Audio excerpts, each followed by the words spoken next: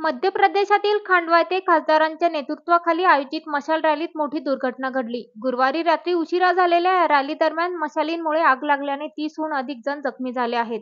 खांडवाचे police अधीक्षक मनोज राय यांनी दिलेल्या माहितीनुसार हा कार्यक्रम एक श्रद्धांजली सभा होती। आयोजकांनी या कार्यक्रमासाठी प्रशासनाची परवानगी घेतली होती। रात्री 11 वाजता सुरू झालेल्या रॅलीत सुमारे 200 मशाली पेटवण्यात आल्या होत्या। रॅली संपण्याच्या सुमारास घडलेल्या या दुर्घटनेत अनेक जण गंभीररीत्या भाजले।